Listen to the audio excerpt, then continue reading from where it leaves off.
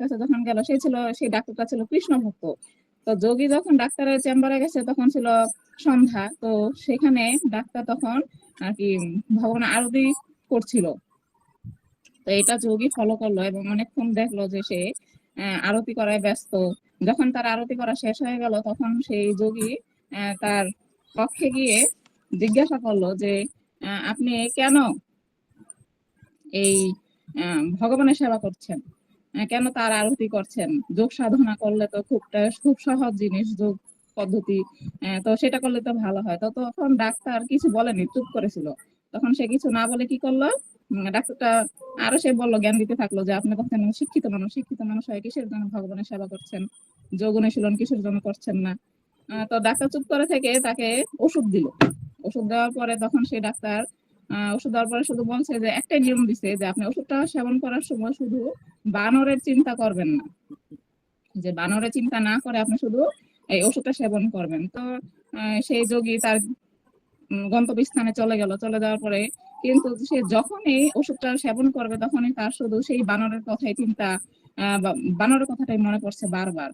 সেই কারণে সে, যেহেতু ডাক্তার বলেছে বানরের চিন্তা করতে না, তাহলে ওষুধে কোনো কার্যক্রম করবে না, তো তার শুধু বারবার বানরের কথা চিন্তা আছে। তো এই কারণে সে ওই ডাক্তার তাকে বলেছিল 7 দিন পর যাওয়ার জন্য, কিন্তু সেই যোগী কি করেছে, 3 দিন পরেই ডাক্তারের কাছে চলে গেছে যে আমার দ্বারা সম্ভব হচ্ছে না, যে আমি ওষুধটা সেবন করতে পারতেছি না, যে আমি যখনই ওষুধটা সেবন করতেছি তখনই শুধু ওই বানরের কথাই আমার মাথায় আসতেছে। তো এই কথা যখন ডাক্তারের কাছে গেল, ডাক্তারের কাছে গিয়ে বললো যে আমি ওষুধ গ্রহণ করতে ব্যর্থ, আমার দ্বারা ওষুধ গ্রহণ করা সম্ভব না, তো অনুগ্রহ করে আপনি অন্য কিছু ব্যবস্থা করে দিন। তখন ডাক্তার বলল ঠিক আছে, তাহলে আমি তাই করছি। ততক্ষণে আপনি কি করেন, আমাকে এই ধ্যান যোগ সম্পর্কে, অঙ্কগুলো সম্বন্ধে আমাকে বলুন।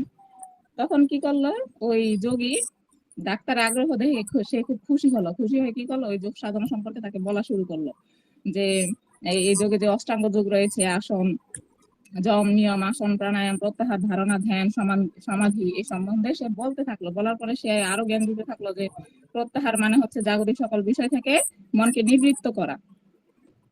তখন ডাক্তার তাকে বললেন, তো তা কি সম্ভব? তখন যোগী বলল, হ্যাঁ, কেন সম্ভব হবে না, অবশ্যই সম্ভব। পরে ডাক্তার আবার তাকে বলল যে স্বামীজি, যে আপনার কি প্রত্যাহার হয়? তখন সেই যোগী বলল যে একটু, সে একটু আঁচ করতে পারলো, বুঝতে পারলো যে হ্যাঁ এই বিষয়ে হয়তো কথা বলে, সে একটু আস্তে স্বরে, কণ্ঠস্বরে বললো, চাপিয়ে বললো যে হবে না কেন, অবশ্যই হবে। তো তারপর আবার ডাক্তার বলল সত্যিই কি হয়? তখন যোগী বুঝতে পারলো। তখন ডাক্তার তাকে বললো যে আমি তো শুধু আপনাকে বলেছি যে ওষুধটা সেবন করার সময় এই বানরের কথাটা চিন্তা করতে না, তো আপনার কি করে এটা প্রত্যাহার হলো। আর যদি প্রত্যাহার না হয় তাহলে তো আপনি এখন শুধু সমাধি স্তরে উপনীত হতে পারেননি, তাহলে যোগ সাধনা করে লাভ কি?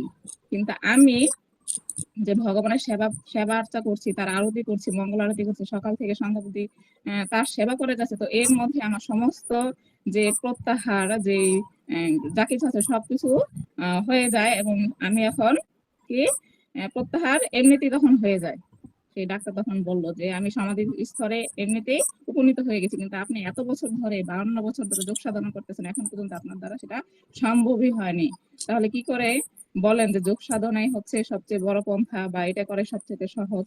কিন্তু ভক্তি যোগটাই হচ্ছে সবচেয়ে শ্রেষ্ঠ পন্থা, যেটা এই শ্লোকে বলা হচ্ছে যে এই হরিনাম সংকীর্তন, যে হরে কৃষ্ণ মহামন্ত্র, সেটাই হচ্ছে সবচেয়ে শ্রেষ্ঠ মন্ত্র। যেহেতু আমরা কলিযুগের মানুষ, আমরা কলিযুগের মানুষ হচ্ছে অলস, আহ, অলস, আর ভগবানের প্রতি তেমন বিশ্বাস শ্রদ্ধা নেই, কিন্তু অলসতা আর পরমার্থ সাধনা যেহেতু আমরা অপটু, সেজন্য আমাদেরকে বলা হচ্ছে যে হরে কৃষ্ণ মহামন্ত্র হচ্ছে সবচেয়ে সহজ পদ্ধতি। শুধুমাত্র আমরা সারাক্ষণ যদি হরে কৃষ্ণ মহামন্ত্র জপ করি, বা সবসময় তার কথা এই মন্ত্রটা উচ্চারণ করি যে কোনো কাজকর্ম করার সময়, তাহলে অবশ্যই আমরা ভগবানকে লাভ করতে পারবো। সেই কথাটা এখানে বলা হচ্ছে যে এই মহামন্ত্র উচ্চারণ ছাড়া আর কোনো গতি নেই, আর কোনো গতি নেই, আর কোনো গতি নেই। হরে কৃষ্ণ, সকালে শ্রীচরণে প্রণাম। তো এখান থেকে কারো কোনো প্রশ্ন থাকলে কৃপা করে বলবেন, ভুল ত্রুটি অপরাধ ক্ষমা করবেন। হরে কৃষ্ণ।